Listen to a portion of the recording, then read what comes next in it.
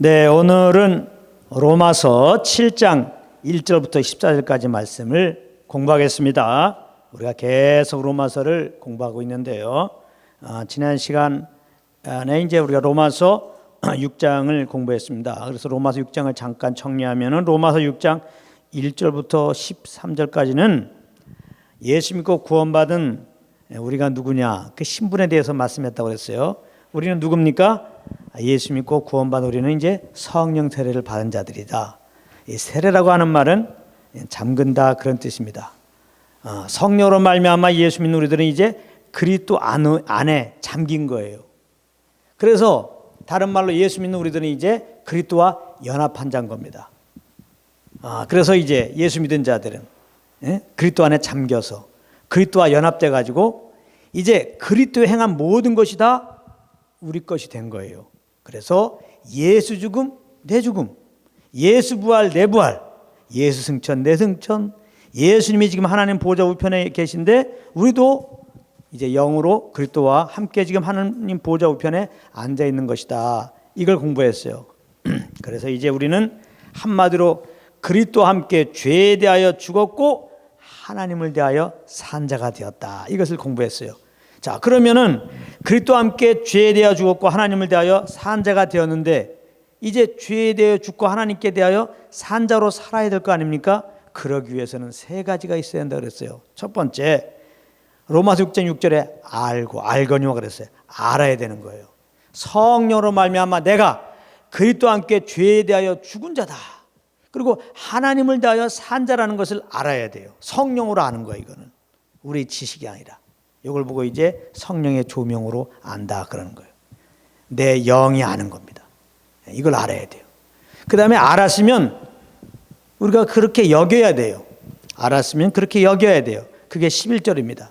그 다음에 알고, 그 다음에 나는 죄에 대하여 죽었고 하나님 대하여 산 자가 되었어. 이렇게 여겼으면 그 다음에 성령의 인도함을 따라서 죄에 대하여 죽고 하나님을 대하여 산 자로 그렇게 우리가 이제 살 수가 있는 겁니다. 13절에 오면, 로마서 6장 13절에 오면 드리라 그런 말이 있거든요. 우리 몸을 의의 병기로 드리라. 이거는 이제 성령님의 인도함 따라 살라 이 말입니다. 성령님은 우리가 죄에 대하여 죽고 하나님을 대하여 살도록 하시는 거예요. 그래서 내가 그리스도와 함께 죄에 대하여 죽고 하나님에 대하여 산 자인 것을 성령으로 알았다면 그렇게 믿고 여겨요.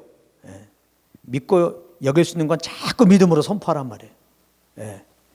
그리고서 이제 성령 인도함 따라 우리가 순종하면 그것은 이제 죄에 대하여 죽고 하나님에 대하여 산 그런 삶이 되는 거예요. 그런데 많은 경우 내가 그리스도와 함께 죄에 대하여 죽었다는 걸 몰라. 이제 그리스도와 함께 하나님에 대하여 산 자가 된 것을 몰라. 그리고서 많은 경우 죄에 대해서 죽으려고 그러고 하나님께 대해서 살려고 노력을 해요. 이런 걸 보고 종교라고 하는 겁니다. 요거 조심해야 되는 거예요. 요거 조심해야 됩니다. 이제 우리 이런 걸 공부했고 로마서 6장 14절부터 23절 지난 시간에 공부한 건 뭐예요? 예수 믿고 구원받은 우리들은 이제는 법 아래 있지 않고 은혜 아래 있는 자다. 그것을 공부했어요. 법 아래 있을 때는 죄가 우리를 지배해요. 죄가 주인 노릇해요. 근데 이제 우리는 예수 믿음으로 법 아래 있지 않고 은혜 아래 있어요. 은혜 아래 있는 자는 예수님이 주인이에요. 그래서 예수 믿는 우리들은 이제 죄에서 해방되고 의의 종이 된 겁니다. 예수님을 주인으로 모시고 살아야 돼요. 그러면 은혜 아래의 삶, 예수님을 주인으로 모시는 삶, 의의 종의 삶, 죄에 대해서 완전히 해방된 삶, 그 삶은 어떤 삶이냐? 역시 성령을 쫓아가는 겁니다. 성령을 쫓아가는 거예요. 여기까지 우리가 공부했습니다. 이제 오늘은 로마서 7장을 공부하겠는데요. 오늘 말씀도 굉장히 중요합니다. 로마서 7장은 예수 믿고 구원받는 자들, 즉 성도와 율법과의 관계를 얘기하는 거예요. 이것이 여러분들이 정확하게 교리적으로 알지 못하면 많은 경우 예수 믿고 구원받아서 법 아래에 있지 않고 은혜 아래에 있는데도 불구하고 율법 아래 삶을 여전히 살 수 있어요. 그래서 이제 죄에게 지배당하고 그 삶이 그냥 예수 믿기 전과 거의 흡사한 그러한 삶이 되고 만다 말이에요. 그래서 오늘 말씀이 굉장히 중요합니다. 7장 1절 형제들아 내가 법 아는 자들에게 말하노니 너희는 율법이 사람이 살 동안만 그를 주관하는 줄 알지 못하느냐. 그래서 여기 보면 이제 법 아는 자들에 대해서 말하는 겁니다. 특별히 법에는 어떤 법칙이 있어요? 법이라고 하는 것은 사람이 살 동안만 주관한다 이 말이에요. 그래서 이 법에서 벗어나는 길은 죽으면 돼요. 죽은 자에게는 법이 어떻게 할 수 없어요. 그 법칙입니다. 7절이 그걸 얘기하는 거예요. 법은 사람이 살 동안만 그를 주관한다. 율법이라고 그랬죠. 율법이 사람이 살 동안만 주관한다. 사람이 이 율법에서 벗어나는 길은 죽으면은 이제 그 법에서 벗어난다. 이제 그런 법칙을 얘기하면서 이제 2절, 3절은 결혼의 예를 지금 들고 있는 겁니다. 2절 남편이 있는 여인이 그 남편 생전에는 법으로 그에게 매인받으나 만일 그 남편이 죽으면 남편이 법에서 벗어났느니라. 그러므로 만일 그 남편 생전에 다른 남자에게 가면 음부라 이르되 여기 이제 음부라고 하는 것은 간음이란 말이에요. 남편이 죽으면 그 법에서 자유케 되나니 다른 남자에게 갈지라도 음부가 되지 아니하니라. 이 말은 우리가 잘 알죠. 뭐 우리나라 상황에서도 이건 뭐 이해가 되는 말입니다. 결혼한 여인이 이 법으로 남편에게 매여 있는 겁니다. 그렇기 때문에 남편이 좀 싫다고 다른 남자에게 가면은 간음이 되는 거예요. 만약에 이 여인이 남편이 법에서 벗어나기 원한다면 남편이 죽으면 돼요. 이해되죠? 그래서 남편이 죽었어요. 그 다음에 다른 남자에 가면 그것은 간음이 아니에요. 그렇죠? 내가 지금 누구와 결혼했는데 남편의 엄연이 있는데 다른 남자에게 가면은 그건 간음이지만은 남편이 죽었어요. 그럼 남편의 법에서 해방된 겁니다. 남편이 죽었다면은 얼마든지 다른 남자에 가서 다시 결혼할 수 있는 그것을 지금 말하는 겁니다. 그래서 결혼을 깨고 새 결혼을 가능케 하는 것은 오직 배우자의 죽음뿐이다. 그 말을 말하는 거예요. 지금 2절 3절에. 현재 결혼 생활을 깨고 새 결혼을 가능케 하는 것은 오직 배우자의 죽음뿐이다. 이걸 지금 말하고 있는 거예요. 그 법칙을 잘 기억하고 4절로 넘어갑니다. 4절이 대단히 중요합니다. 4절 그러므로 내 형제들아 너희도 그리스도의 법으로 말미암아 율법에 대하여 죽임을 당하였으니 이는 다른 이곳 죽은 자 가운데서 살아나신 이에게로 가서 우리로 하나님을 위하여 열매를 맺히게 하려 함이니라. 이렇게 말씀하고 있어요. 그래서 이제 4절에 오면은 우리가 예수 믿고 구원받기 전에는 우리는 율법과 결혼한 상태라는 것이죠. 예수 믿기 전에 우리는 율법과 결혼한 상태였다. 그래서 이제는 율법에서 벗어나는 길은 내가 죽는 길밖에 없다는 겁니다. 내가 죽는 길밖에 없어요. 이제 율법이 남편이니까 남편이 죽어도 우리가 남편 법에서 자유케 되는데 율법에서 자유케 되는데 율법은 죽을 수가 없어요. 그죠? 율법은 죽질 않아요. 그렇기 때문에 율법에서 벗어난 길은 남편이 죽으면 되지만은 남편이 율법이 죽지 않기 때문에 내가 죽어야 돼요. 내가 죽어야 한단 말이에요. 근데 이제 2절에서는 남편이 죽는 것을 예로 들었죠. 결혼을 깨고 새 결혼을 가능케 하는 것은 오직 배우자의 죽음입니다. 그래서 우리가 이제 율법과 결혼한 상태인데 율법에서 벗어나는 길은 남편이 죽으면 좋아요. 율법을 지금 남편으로 말하고 있죠. 근데 율법은 죽을 수 없어요. 그래서 내가 죽어야 됩니다.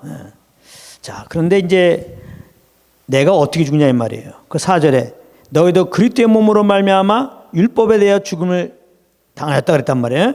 내가 어떻게 죽어요? 로마서 6장 6절에 또 갈라디아 2장 20절에 내가 그리스도와 함께 십자가에 못 박혀 죽었나니. 할렐루야. 우리가 어떻게 죽어요? 그리스도와 함께. 그리스도와 함께 십자가에서 못 박혀 죽는 겁니다.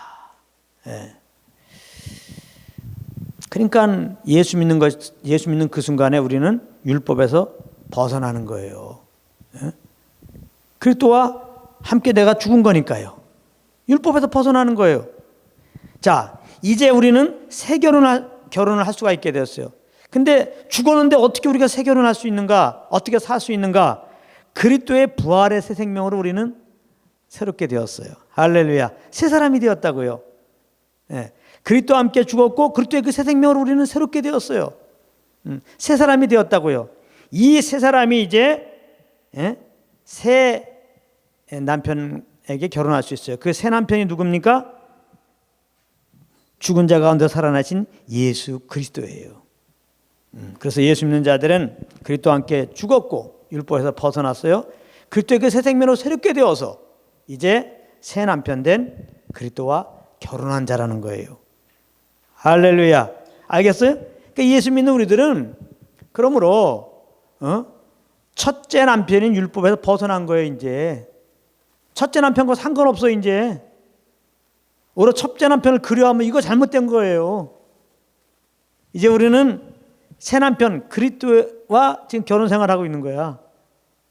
그리스도와만 관계를 맺어야 되는 거예요. 아시겠죠? 자, 그래서 이제 이 부분을 첫째 남편과 둘째 남편과의 관계를 정말 정확하게 알게 하기 위해서 제가 이렇게 이야기식으로 이제 이 시간에 설명을 하겠습니다. 잘 들어보세요. 제목은 연약시의 두 남편 이야기. 짜라란. 등장인물을 말합니다. 연약시가 나옵니다. 연약시는 여인입니다. 성경에 여인으로 나왔어요. 연약한 우리들을 말하는 거야. 연약시. 자, 그 다음에 완벽시가 나옵니다. 이 완벽시는 첫째 남편. 성경에 율법이라고 그럽니다. 첫째 남편 율법입니다. 긍휼시가 나옵니다. 긍휼시는 둘째 남편 그리스도를 말합니다. 잘 기억하세요. 연약시는 연약한 우리들, 여인이에요. 완벽시는 첫째 남편 율법, 긍휼시는 둘째 남편 그리스도입니다. 자, 이걸 기억하고 이제 잘 들어보세요. 연약시는 자기 의도와 상관없이 완벽시와 결혼을 했습니다. 완벽시는 참 선한 자이고 율법이니까 참 선한 자이고 말 그대로 완벽한 자입니다. 다 이해되죠? 그런데 문제는 자기의 그 완벽한 대로 완벽한 삶을 연약시에게 요구합니다. 그 요구도 다 올바른 요구예요. 그 연약시에게 이거 해라 저거 해라 이거 하지 말라 저거 하지 말라 요구하는 게 많아요. 근데 또 그 요구하는 게 다 어쩜 그렇게 옳은 요구인지 몰라요. 연약시는 말 그대로 연약해서 항상 그 남편의 옳은 요구대로 살지를 못합니다. 그냥 실수 연발합니다. 물론 완벽시는 절대로 연약시에게 여러 가지 요구를 하면서 절대로 연약시를 도와주질 않습니다.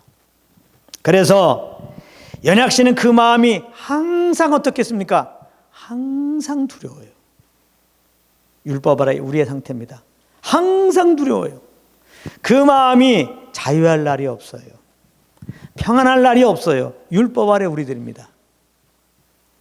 자, 연약시가 이런 삶 속에서 탈출할 수 있는 길은 무엇입니까? 어떻게 해야 되겠습니까? 남편이 죽는 길입니다. 이 완벽시가 죽이면 돼요. 남편의 법에서 해방이 됩니다. 그런데 처음에도 말했어요. 이 남편이 누구예요? 율법입니다. 율법은 죽지 않아요. 폐허지지 않습니다. 그래서 연약시는 이 완벽시의 법에서 해방되기 위해서 죽습니다. 이제 완벽시가 죽어요. 완벽시가 죽는다고. 어떻게 죽었어요? 그리스도와 함께 죽었어요. 그리고 이제 그리스도와 함께 살아서 새 사람이 되어서 긍휼시와 다시 결혼을 했습니다. 자, 긍휼시는 누구냐? 완벽시보다 더 완벽한 삶을 요구해요. 긍휼시는 이 긍휼시는 예수 그리스도이십니다. 그 로마서 5장 21절부터 48절까지 보면 거기 보면 여러 가지 이제 산상수훈의 이제 내용인데요. 이제 거기 보면은 이 완벽씨는 이 말을 이렇게 요구했죠. 간음하지 말라. 이게 완벽씨가 요구한 겁니다. 근데 긍휼씨는 뭐예요? 여인을 보고 음욕을 품어도 간음이라는 거예요. 더 완벽한 걸 요구하죠. 긍휼씨는 더 완벽한 걸 요구해요. 그러나 스스로 그 요구를 만족시켰어요. 스스로 그 요구를 충족시켰어요. 그리고 연약씨 보고 이제 무슨 일 하지 말라는 거예요. 그리고 연약씨에게 뭐라고 그러냐? 그저 자기만 얼마나 사랑하는지를 알라는 거예요. 내가 연약씨 너를 얼마나 사랑하는지를 알라고 말합니다. 그러면서 너는 그저 이렇게처럼 사랑하는 너를 사랑하는 나만 따라다니면 된다라고 그렇게 얘기합니다. 연약씨는 자기를 사랑하는 긍휼씨를 알게 됩니다. 그래서 이제는 긍휼씨만 졸졸 따라다니게 됩니다. 그래서 연약씨는 비로소 그 마음에 참 자유함과 행복을 얻게 되었습니다. 할렐루야. 무슨 말인지 알겠죠? 율법 아래 있어서는 두려움밖에 없는 거예요. 자유함이 없어요. 율법은 폐하여지지 않습니다. 그 율법에서 해방되는 길은 이제 우리가 죽는 길인데 바로 예수 믿을 때 그리스도와 함께 내가 죽은 겁니다. 예수 믿을 때 우리는 율법에 벗어 법에서 우리는 해방된 거예요. 그리고 예수 믿을 때 예수의 생명을 새롭게 돼갖고 이제는 새 남편 예수님과 이제 새 결혼을 한 꼴이 되는 겁니다. 그래서 이 새 남편도 우리들은 다시 율법을 지키려고 노력하는 게 아니에요. 율법과 상관하면 안 돼요. 율법 지킬 의무도 없고 율법에서 벗어났어요. 이제는 오직 이 새 남편 된 그리스도가 누구인지, 나를 얼마나 사랑하는지, 그리스도가 나를 위해서 무엇을 행했는지 그것을 더 알게 힘쓰는 겁니다. 긍휼씨와 깊은 사귐 속에서 말이죠. 그러고서 이제는 그 긍휼씨만 졸졸 따르면 돼요. 긍휼씨는 성령으로 우리를 인도하고 계시는 겁니다. 그러니까 성령으로 우리에게 자기가 행한 일을 알려주고 성령으로 이제 우리를 하나님의 의로 살도록 인도하기 때문에 예수 믿고 구원받은 우리들은 율법 계명을 지키려고 노력하는 자들이 아니라 나를 구원하신 예수 그리스도를 성령과 교통을 통해서 더욱더 그 사랑을 알고 그 행하신 일을 알고 감사와 기쁨으로 이제 오직 성령만 쫓아 행하는 그런 자가 된 겁니다. 할렐루야. 그것만 하면 돼요. 첫 번째 결혼은 완벽씨와의 이 생활은 그게 이제 율법 아래 있는 겁니다. 율법 아래서는 남편의 요구대로 행하는 것이 그게 모든 거예요. 그 남편의 요구대로 행해야 돼요. 근데 연약해서 못 행하니까 항상 두렵고 항상 정죄 가운데 있어요. 근데 두 번째 결혼은 그걸 보고 은혜 아래 있다는 거예요.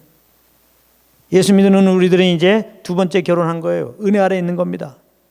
이 은혜 아래에 있어서는 친히 우리의 연약함을 받아주고 도와주는 남편 그리스도를 아는 것이 중요한 거예요. 그러니까 첫 번째 결혼은 법 아래 있을 때는 법적인 관계로 있는 겁니다. 근데 이제 두 번째 결혼 그리스도와의 은혜 아래 있는 것은 그리스도와의 관계는 사랑의 관계란 말이에요. 사랑의 관계. 이제 결혼하게 되면 그 열매가 나오잖아요.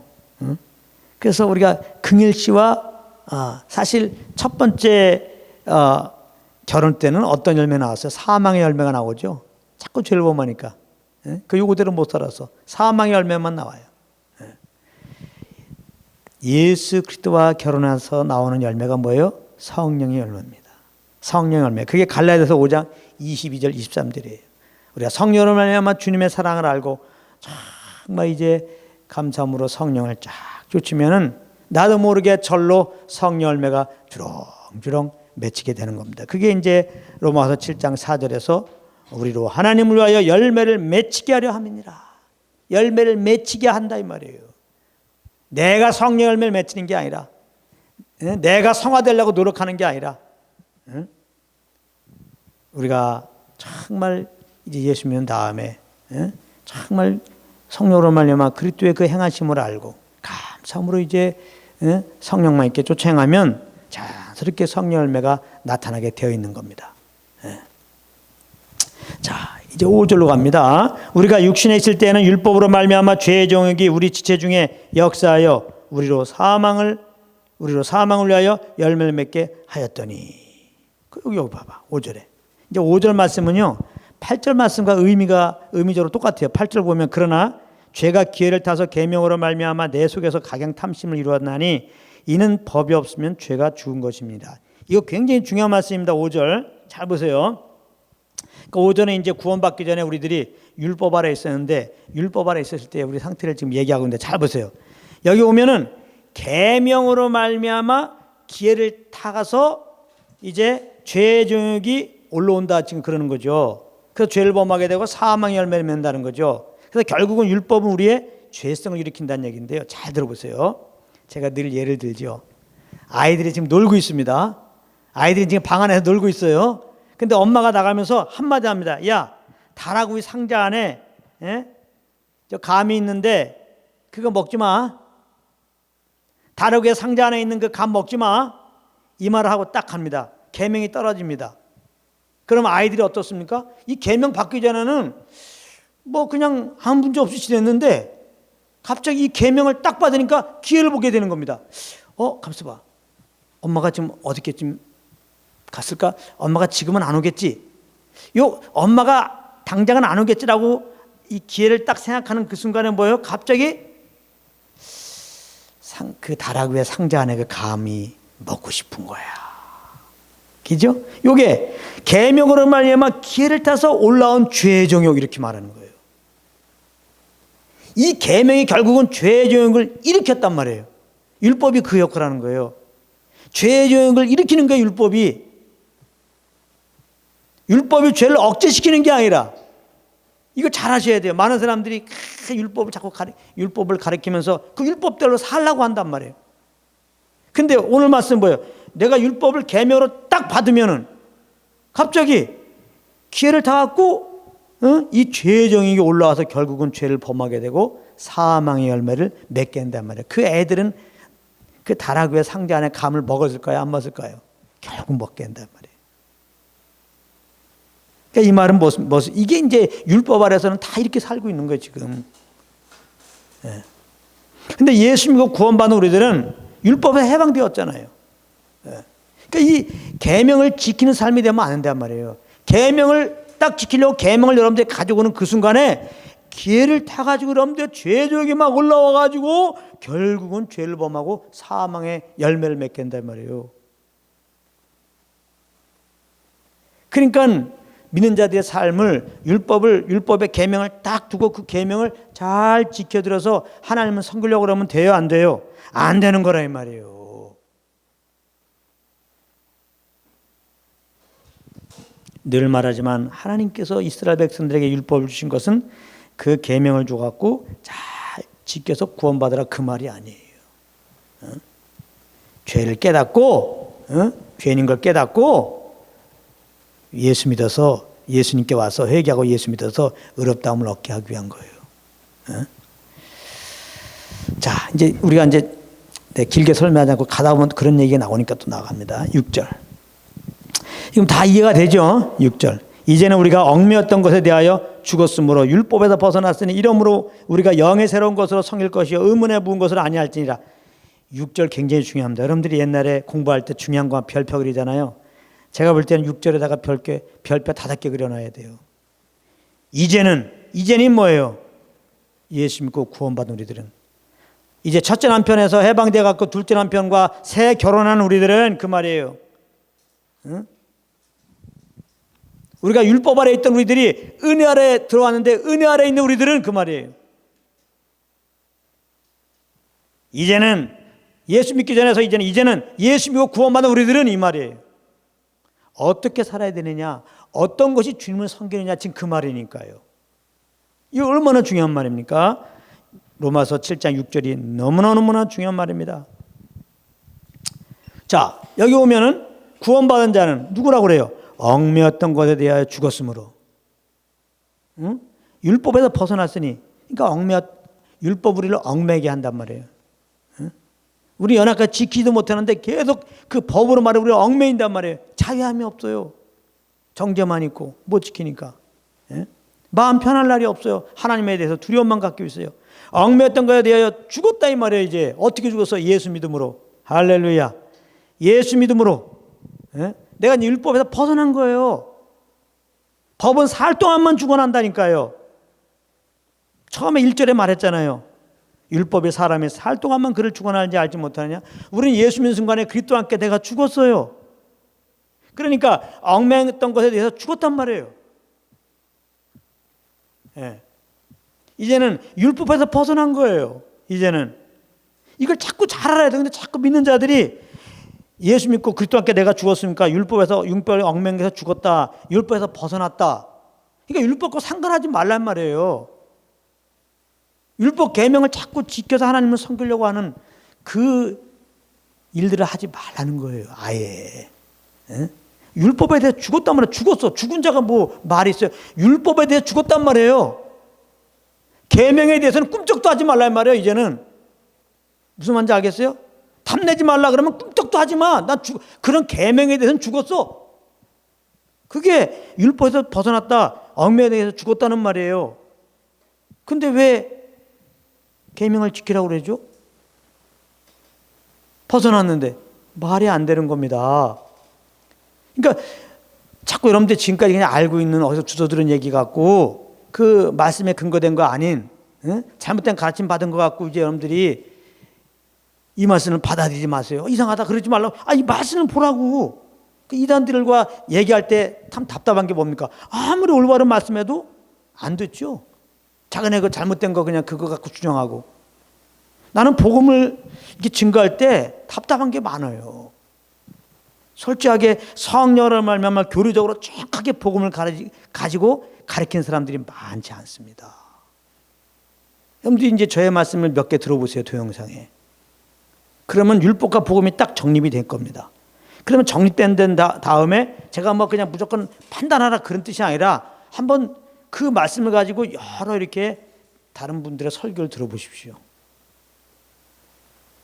그러면은 율법과 복음을 정확하게 구별하고 정말 복음을 교리적으로 정확하게 처음부터까지 전하는 그런 메시지가 많지 않아요.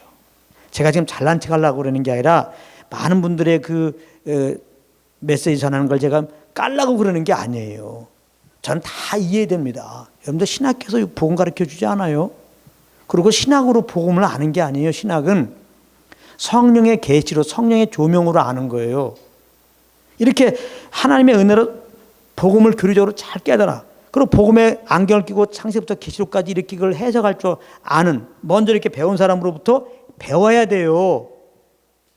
그렇게 배울 때 성령의 도움으로 그걸 배워야지 또 그렇게 가르칠 수 있는 거예요.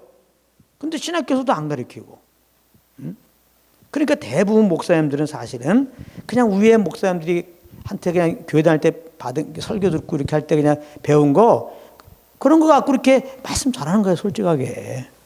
그 다음에 이제 서적 조금 열심히 있는 분들은 서적 같은 거 이렇게 뒤지면서 이렇게 짜집게 하면서 이제 사람들 이렇게 전하는 겁니다. 정확하게 성령으로 말미암아 그냥 정말 복음의 교리를 이렇게 배우고 창세부터 계시록까지 복음으로 성경을 볼 수 있는 그런 훈련이 안 된 상태에서 말이죠.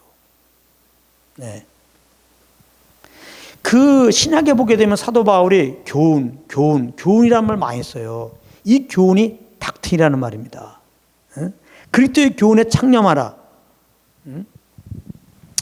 복음을 교리적으로 정확하게 이제 알아야 된다는 거예요.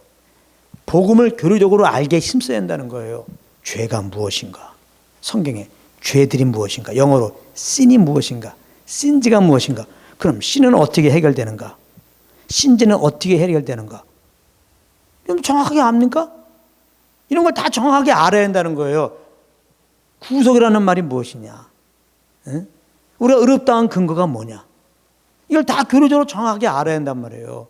율법 아래 있다는 게 뭐냐? 은혜 아래 있다는 거냐? 좀 다 그걸 얘기하고 있잖아요. 자, 이 얽매였던 것에 대해서 죽었다는 게 뭐냐? 율법에서 벗어났다는 게 뭐냐? 얽매였던 것에서 죽는 게 뭐냐? 율법에서 벗어나려면 어떻게 하냐? 이런 부분들을 우리는 지금 이제 교리적으로 지금 배웠으니까 우리 딱 알죠. 그러나 대부분 이렇게 정확하게 교리적으로 가르치지 않는단 말이에요. 그래 배운 적도 없고 이제 그러니까 목사님들이 깨달으면 그걸 전하시죠. 근데 배운 게 없으니까 그냥 대충 알고 있는 거 그걸 전하는 거예요. 그래서 여러분들이 알고 있는 이제 특별히 율법에 대한 부분들은 많은 부분 틀리게 갖고 있어요. 다 율법주의적인 그러한 생각을 여러분들 갖고 있는 거예요. 지극히 인본주의적인 거. 에? 뭔가 법을 잘 지켜야지 하나님께 구원받을 수 있는 거 아니야? 그 다음에 구원받은 다음에도 뭔가 하나님의 법을 잘 지켜야 우리가 계속해서 구원이 유지되는 거 아니야? 만약에 하나님의 법을 못 지키면 당연히 구원 취소되는 거 아니야? 이런 생각을 갖고 있단 말이에요. 그건 우리 생각이고 성경은 예수 그리스도에 대한 책, 복음에 대한 책이거든요. 복음은 그것이 아닙니다. 네. 성경은 창세부터 계시록까지 사실은 이 어떻게 보면 다 율법이라고 볼 수 있어요. 크게 보면은 그 율법의 목적이 뭐예요? 죄를 깨닫게 함이라는 말이에요. 이걸 지키라고 하는 게 아니라 우리는 이 말씀을 보면서 정말 나는 죄인이구나. 이걸 깨달아야 되는 거예요.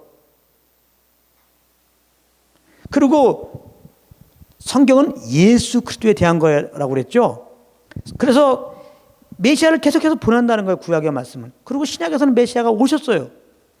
그 메시아를 믿으라는 겁니다.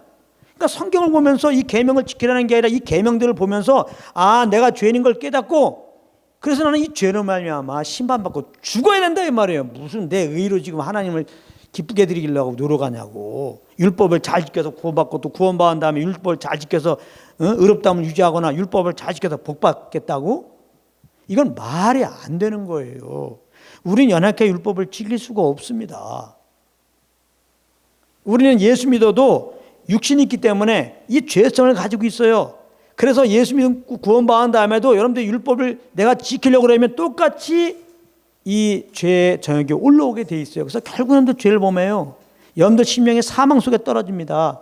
그래서 예수 믿고 구원받은 자들이 율법의 행위로 의롭다함을 계속해서 유지하려고 그렇게 율법을 지키려고 한다면 그는 그리스도에서 끊어지고 받은 그 은혜에서 떨어진다고 성경은 말하고 있습니다. 지금 굉장히 중요한 말씀하고 있어요. 예? 자, 오늘 다시 말씀으로 돌아가서 얽매였던 것에서 죽었다. 율법에서 벗어났다. 어떻게? 예수 믿음으로. 그리스도와 함께 내가 죽음으로 말미암아. 죽은 자에게는 법이 주관하지 않는다는 말이에요. 뭐에 대해서? 율법에 대해서. 그러니까 예수 믿고 구원받는 우리들은 율법 계명에 대해서는 죽어. 반응을 보이지 말란 말이에요. 그게 정확한 태도입니다. 죽었으니까. 그러면 어떻게 하냐? 이러므로 우리가 영의 새로운 것을 섬길 것이요 의문에 묵은 것을 아니할 것이다. 그러니까 의문에 묵은 거. 의문이라고 하는 것은 율법의 조문을 말해요. 율법의 조문이라고 하는 것은 글자, letter, L-E-T-T-E-R, 글자를 말하는 거예요. 율법의 그 글자. 그러니까 예수 믿고 구원받는다면은 율법의 계명, 그 글자를 내가 잘 지켜야 되는 거예요. 이게 율법 아래서는 그렇게 잘 지켜야 돼요. 안 지키면 저주받고 사망에 이르고. 그래서 우리는 율법과 결혼해서 다 정죄받고 사망 아래 저주 아래 있었던 거예요. 할렐루야. 뭐 할렐루야는 아니지. 근데 예수 믿고 우리가 여기서 구원받은 거예요. 할렐루야 이제. 예? 예수님과 함께 내가 죽어서 이제는 율법의 저주에서 해방된 거야 이제.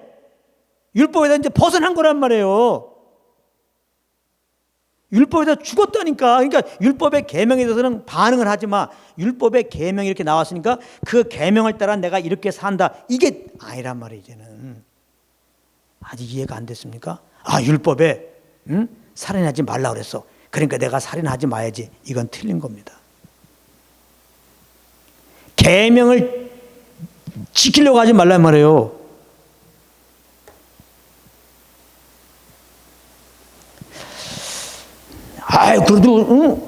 그럼 살인하라는 얘기입니까? 그럼 살인 안 하려고 여러분들은 살인하지 말라는 말씀을 붙잡았다고요? 잘 들어보십시오. 살인이 뭡니까? 성경에는 형제를 미워해도 살인하는 말입니다. 자, 살인하지 말라. 여러분들이 그 말씀을 붙잡고 지키려고 합니다. 여러분들 형제를 안 미워할 수 있습니까? 안 미워할 수 있냐고. 에? 오히려 기회를 타서 반드시 여러분들 형제를 더 미워하게 될 거예요. 그게 성경에서 말하는 거예요. 그 실제 우리 삶을 잘 보십시오. 절대로 이 법은 우리 죄를 억제하지 않아요. 오히려 성경은 뭐라고 그러냐? 율법은 우리에게 죄성을 더 일으킨다는 거예요. 일으킨다. 불러일으킨다 그냥. 죄가 더 죄되게 한다는 거예요. 아시겠어요? 이래도 아직까지 여러분들 그래도 율법을 지켜야 돼. 응? 율법 폐해졌다니까 이제 예수 믿는 자들에게는 그래도 도덕법은 지켜야 돼. 십계명은 지켜야 돼. 이러고 나온단 말이에요. 또 오늘 성령의 조명이 여러분들 가운데 비치기 원합니다. 내가 예수 믿음으로 그리스도와 함께 내가 죽었기 때문에 율법에서 벗어나갖고 이제 의문에 묵은 것으로 주님 섬기는 게 아니라 율법 계명을 내가 잘 지키는 것이 주님 섬기는 게 아니구나. 꼭 율법뿐만이 아니에요. 요즘에는요. 주일 성수 잘하는 거 요즘에는 11조 잘하는 거 요즘에는 뭐 충성봉사 잘하는 거 전도 잘하는 거 새벽기도 빠지는 거 기도 잘하는 거 이런 거를 주님 잘 섬기는 척도로 둡니다. 법으로 둔단 말이에요. 이것이 주님 잘 섬기는 법도로. 그래서 교회 일꾼 세울 때 보면 주일날 잘 참석하냐 11조 잘 내냐 이런 걸 이런 걸 보면서 주일 잘 성수 잘하네 11조 잘 내네 그렇게 세우는데 맞는 방법이 아니라는 거예요. 물론 율법 계명이 좋은 거죠. 옳은 거죠. 주일 성수하는 거 좋은 거죠. 11조 내는 거 좋은 거죠. 그런데 이제 우리는 법적인 관계 아니란 말이에요. 주님과의 관계가. 아시겠어요? 여러분들이 법을 따라서 신앙생활하면요. 몇 가지 지킬 때는 굉장히 우쭐해집니다. 누가 내가 지켜서. 교만해져요. 그래서 그걸 못 지키는 사람은 나처럼 못 지키는 거에 대해서는 사정없이 정죄합니다. 교회가 많이 율법적으로 가르치고 율법주의 영이 역사한다는 증거가 뭡니까? 세상과 다를 게 없어요. 서로 정죄합니다. 조금 기도한 사람은 조금만 기도 못한 사람 정죄해요. 이게 다 율법주의란 말이에요. 아니 목사님이 그렇게 정죄해요. 목사님들이 정죄한단 말이에요. 계명을 가르치고 계명 따라 못 살았다고 정죄한단 말이에요. 그러니까 성도들이 팍 눌려버리는 거예요.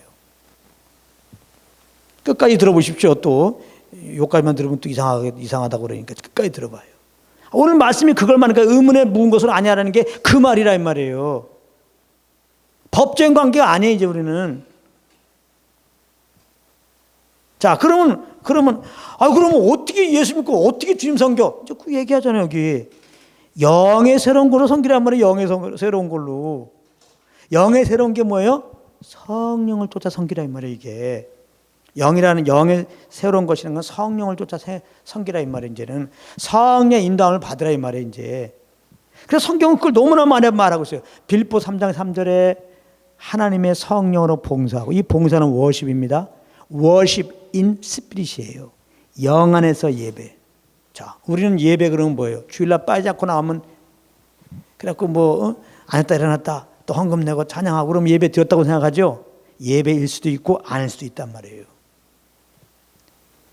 성령으로 하지 않았으면 예배 아니에요. 그건 내 의로 한 겁니다. 응? 여러분들 자꾸 율법 계명 지키려고요. 바리새인들이 어떻습니까? 바리새인들이 거의 율법을 다 외우고 있었고 율법 외에도 율법을 더 지키려고 나름대로 자기들이 법을 쉴 새 없이 많이 법을 만들어놨어요. 자기들이. 그리고서 그 법을 따라서 정말 살려고 몸부림친 게 바리새인들이에요. 자, 예수님 오셔서 칭찬하셨습니까? 예수님 오셔서 칭찬하셨냐고. 이걸 생각하면 돼요. 그 사도 바울 보십시오. 이거 로마서 누가 쓴 겁니까? 사도 바울이 기록한 거예요. 성령의 감동으로. 사도 바울이 누굽니까? 율법으로는 흠이 없다고 그랬어요. 누구보다 율법을 잘 지켰던 자예요. 물론 다 지킨 건 아니지만은. 항상 그 삶의 기준을 율법에 두고 최대한 대로 율법 따라 그 계명 따라 살려고 노력한 게 사도 바울이에요. 근데 그가 율법으로는 구원받지 못하구나. 예수를 만나는 그 순간 깨달은 거예요.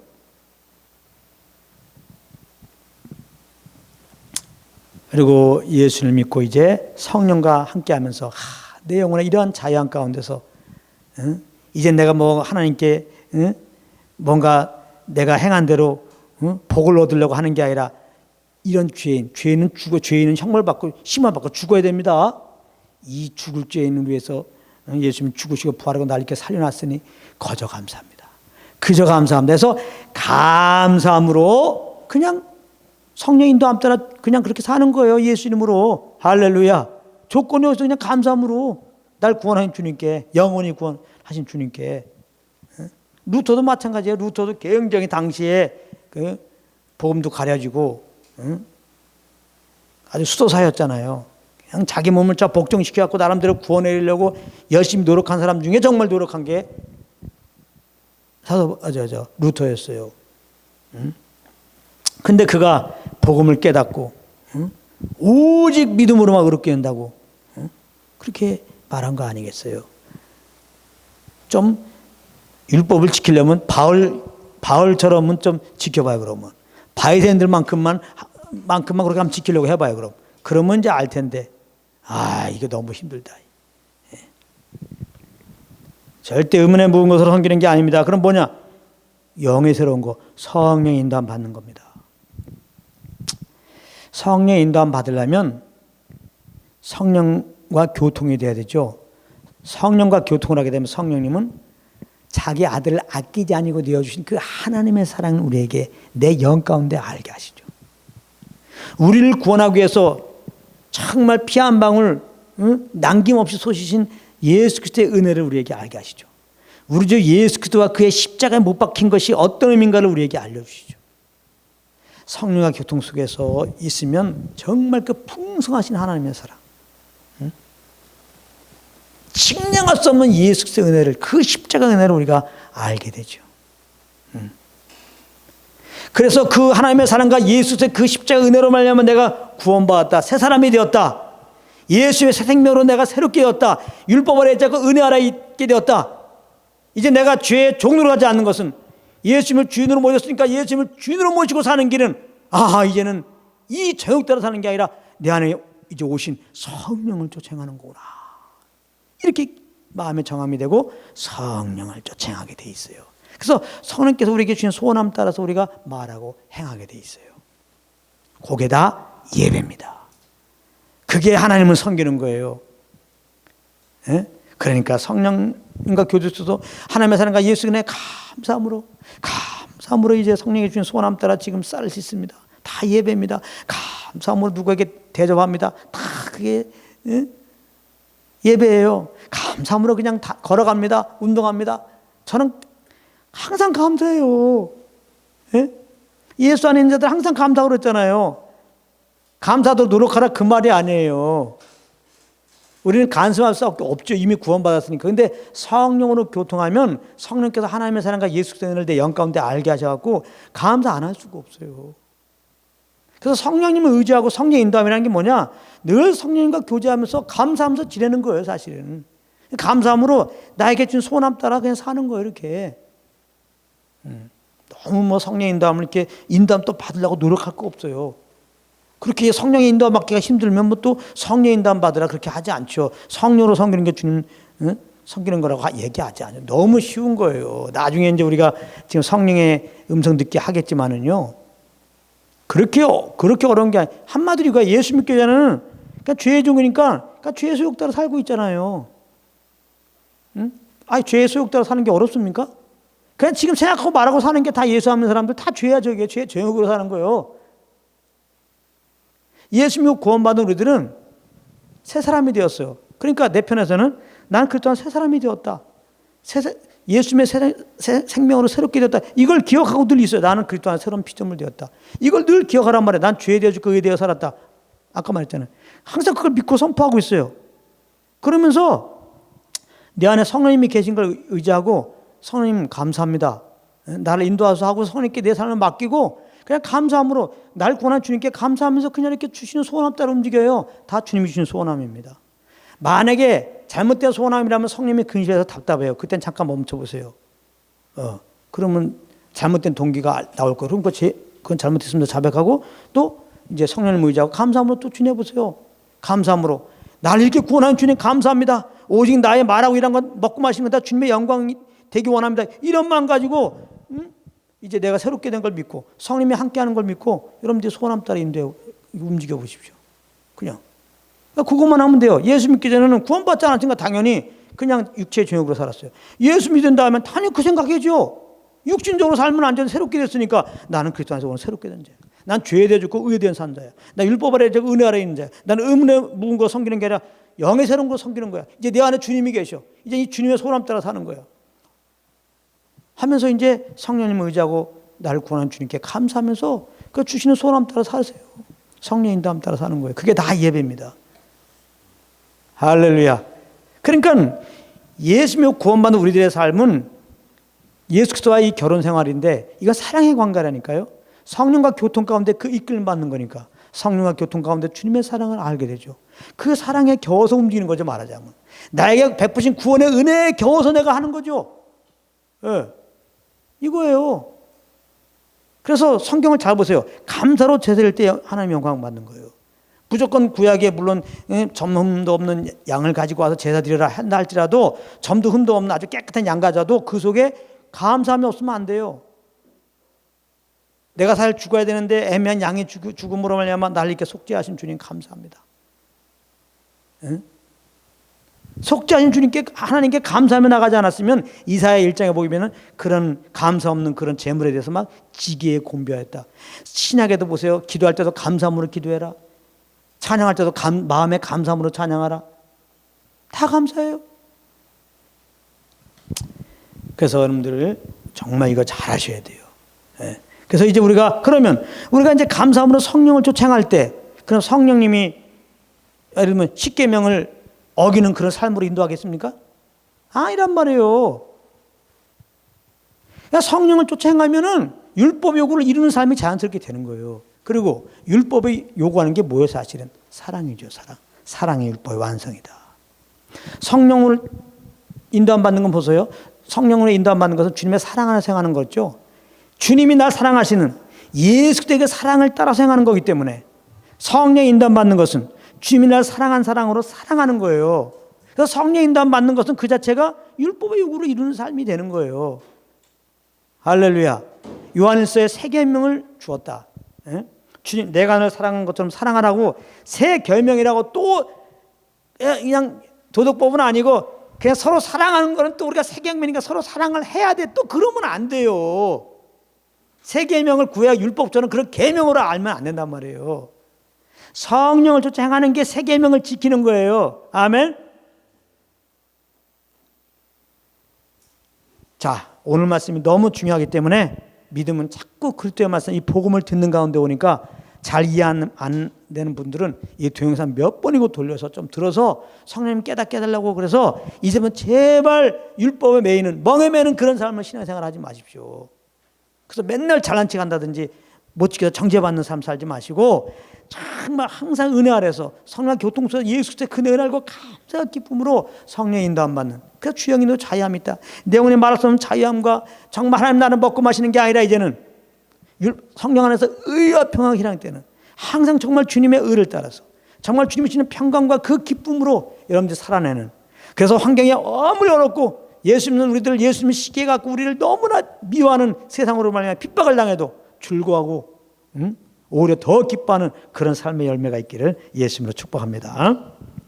자 이제 우리가 6절로 그 다음에 7절로 갑니다. 그런즉 우리가 무슨 말하리요? 율법이 죄냐? 그럴 수 없느니라. 율법으로 말미암지 않고는 내가 죄를 알지 못하였으니 율법이 탐내지 말라 하지 아니하였으면 내가 탐심을 알지 못하였으리라. 그러니까 율법 아래 있으면 우리가 너무나 얽매이고 힘들고 두려움이 있고 아주 평안이 없구나. 아니 그렇다고 율법이 죄냐 이 말이에요. 율법은 죄가 아닙니다. 여기 12절에 정확하게 설명하고 있어요. 율법도 거룩하며 계명도 거룩하며 의로우며 선하도다. 율법은 죄가 아니라 거룩하고 의롭고 선한 거예요. 그럼 율법이 뭐냐? 율법으로 말미암아 조금 내가 죄를 알지 못하였으니. 율법은 죄를 깨닫게 하는 역할이란 말이에요. 우리 안에 있는 죄를 드러내는 역할이란 말이에요. 율법은. 이걸 잘 하셔야 돼요. 그래서 율법은 거울과 같은 거예요. 거울은 우리의 더러운 걸 드러내요. 거울이 우리의 더러운 걸 드러낸다고 거울이 더럽습니까? 에? 거울이 문제가 있어요? 아니란 말이에요. 그거를 또 우리가 잘 알아야 되겠습니다. 그래서 율법으로는 우리가 죄인 줄 알아. 예를 들면은 탐내지 말라는 말씀이 있죠. 이제 여기 이제 7절에 예를 들었는데 출애굽기 20장 17절의 말씀이요. 탐내지 말라는 말이 있어요. 탐내지 말라는 말씀을 못 받았으면은 탐내는 죄가 있는 걸 우리가 알지 못하죠. 그죠? 내 안에 탐심 있는 걸 알지 못하죠. 그렇죠? 내 안에 있는 탐심을 어떻게 알아요? 탐내지 말라는 말씀을 받으면 갑자기 어떻게 한다고요? 탐심이 올라오죠. 그죠? 그러니까 탐심을 없애려고 탐내지 말라는 말씀을 붙잡고 사는 게 아니라는 거 이제 알겠죠? 율법 주신 것은 그렇게 우리가 온전하게 살려고 주신 게 아니란 말이에요. 온전히 살지 못하는 죄인 것을 알게 하는 거라는 거. 그래서 예수님이 구원받은 다음에 절대로 율법 지키면서 사는 게 신앙생활을 하는 게 아니에요. 예수 믿었다면 이제는 성령으로 말미암아 하나님을 사랑하고 감사함으로 성령을 쫓으면 되는 거예요. 그럴 때 육체 욕심을 이기지 않아요. 탐욕을 이길 수 있습니다. 육체의 정욕을 이길 수 있단 말이에요. 자, 이제 거기 됐고 8절 말씀을 아까 했어요. 아까 8절 말씀은 아까 설명했습니다. 5절 할 때 했습니다. 9절 전에 법을 깨닫지 못할 때는 내가 살았더니 계명 이름에 죄는 살아나고 나는 죽었도다. 이제 이거 다 이해되죠? 율법을 만나게 되면 내가 살았죠. 내가 의로운 줄 알았죠. 어떻게 보면 난 죄인인 줄 모르니까 말이죠. 하나님의 법이 없으니까. 그렇죠? 그러나 이제 율법을 만나니까 죄가 막 살아나죠. 그죠? 그런데 이제 또 율법을 지키지 못하니까 내가 죽게 되었다. 이제 그런 말입니다. 자, 그 다음에 10절로 갑니다. 생명에 이르게 할 그 계명이 내게 대하여 도리어 사망에 이르게 하는 것이 되었다. 이것도 이해가 되는 게 여기 보면 생명에 이르게 할 계명이라고 그랬어요. 이거 잘 들어보세요. 생명에 이르게 할 계명. 이 계명, 이 율법은요, 생명에 이르게 하는 거예요. 율법의 계명을 다 지키면은 영생을 얻어요. 죄 사함 받는다고요. 의롭다함을 얻어요. 구원을 받습니다. 그래서 레위기에도 보면 하나님의 율법과 규례를 잘 지키면 산다고 그랬어요. 갈라디아서 3장 12절 또 마태복음 19장 16절 17절에 보면은 이런 말씀이 있어요. 한 번은 부작 청년이 예수님께 와갖고 이렇게 질문합니다. 어떻게 영생을 얻죠? 그때 예수님이 율법 지키라는 겁니다. 그래요. 율법 지키면은 영생 얻어요. 또 그랬더니 부자 청년이 자기 율법 다 지켰다는 거야. 그때는 예수님이 이제 그러면 너 재산 팔아서 가난한 사람에게 도와주라 그러죠. 명령이죠. 예수님이 명령이니까 율법이죠. 근데 못 지켰죠. 돌아가죠. 그 부자 청년이 잘못 알고 있는 거죠. 몇 가지 지켰다고 지금 의로운 줄 알죠. 바리새인들이 그랬다고요. 상대적으로 몇 개 더 지키니까 굉장히 의로운 줄 알았죠. 아니에요. 여러분들 이거 잘 들어보십시오. 아직 이렇게 설명했는데 아직까지도 율법을 지켜야 된다고 주장하는 사람들 잘 들어보세요. 여러분들의 율법을 지켜서 그래요. 의롭다함을 얻거나 의롭다함을 유지해서 그 자격으로 천국 가려고 하는 사람들 잘 들어보세요. 율법을 지킨다는 의미는 무엇인가? 잘 들어보세요. 율법은 613가지가 있습니다. 행하라, 하라, 하지 말라. 이것이 613가지인데 613가지를 다 지켜야 됩니다. 만약에 612가지를 지키다가 한 가지를 못 지켰어. 다 안 지킨 거가 되는 거예요. 할 수 있습니까? 자, 그 다음에 율법을 지키되 항상 지켜야 돼요. always. 항상. 어떤 때는 지켰어. 어떤 때는 안 지켰어. 안 돼요. 항상 지켜야 돼요. 율법 계명을 다 항상 지킬 때 주님은 율법 지켰다 해서 의롭다. 생명 주고 구원해 주십니다. 할 수 없죠. 그래서 우리가 구원받는 길은 둘이에요. 율법 계명을 다 지키는 길이 있고 예수 믿고 구원받는 길이에요. 근데 한 가지는 틀렸어. 율법 지켜서는 절대 안 돼요. 또 율법 주신 목적이 그게 아니라고 그랬어요.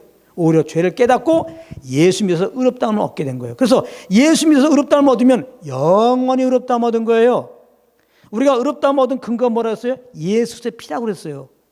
예수님은 그 피를 단번에 흘리셨어요. 단번 속죄입니다. 단번 속죄. 다시 예수님 죽지 않아요.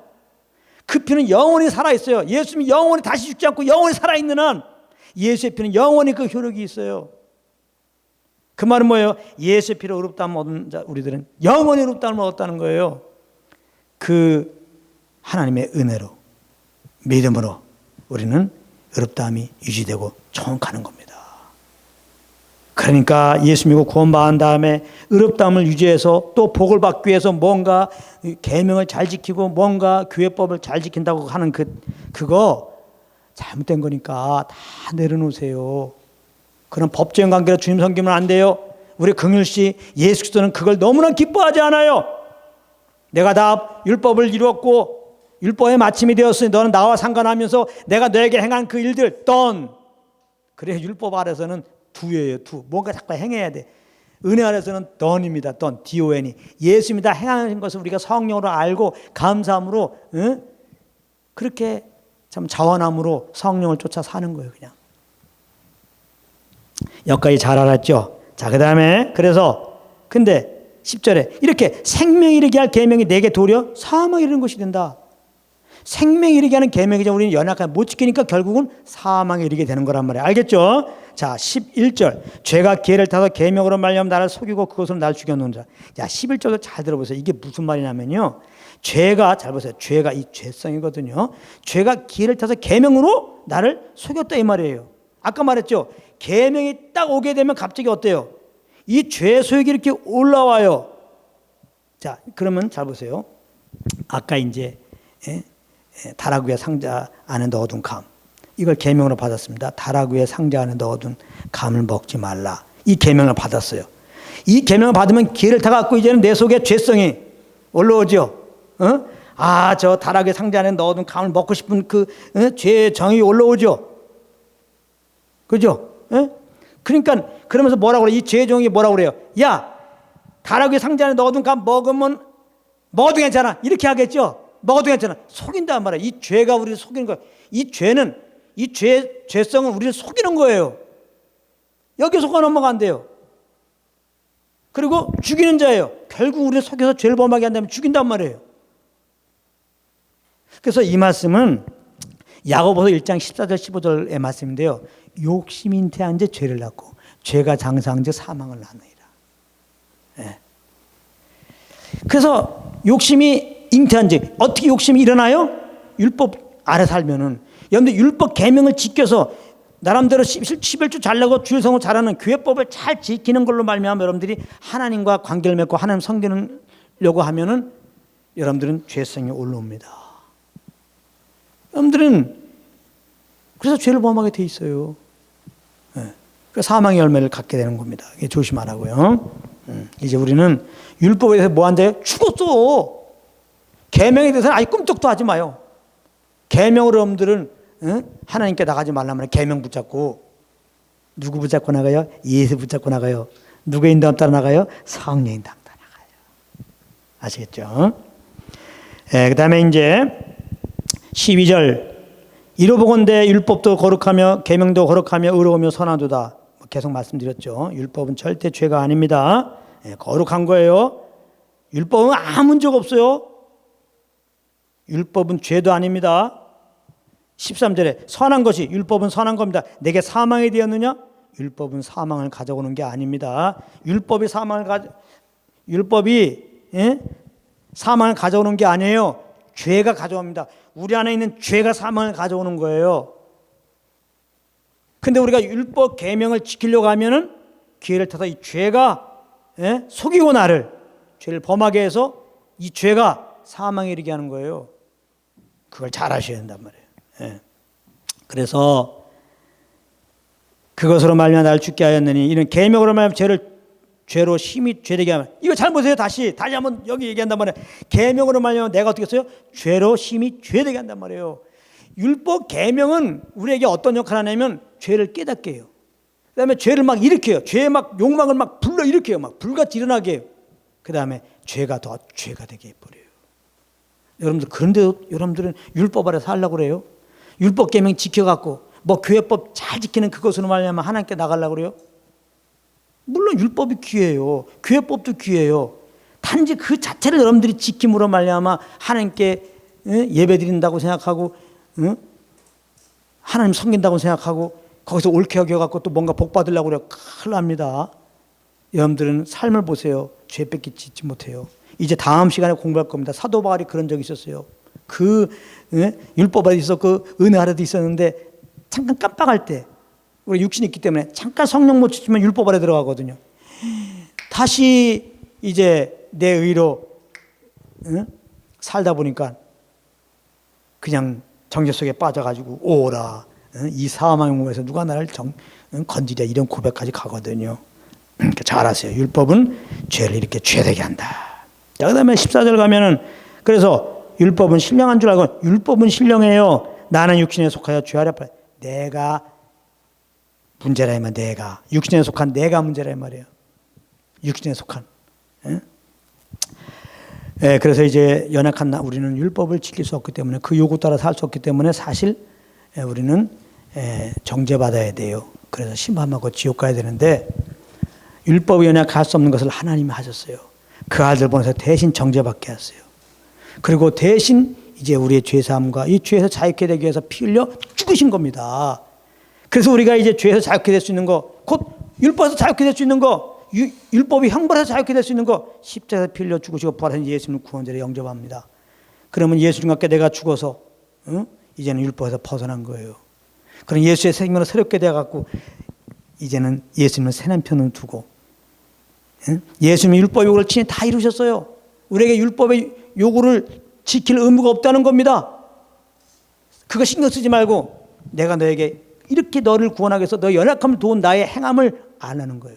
성령을 통해서 계속 알려주십니다. 귀는 자는 들을지어다. 뭘 들어요? 하나님이 예수를 통해서 우리에게 베푸신 은혜들, 십자가 은혜들을 알게 하십니다. 알았으면 감사함으로 이제는 이 성령인 다음에 따르세요.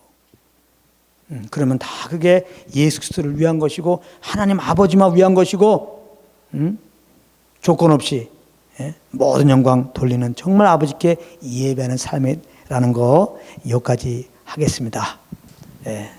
할렐루야.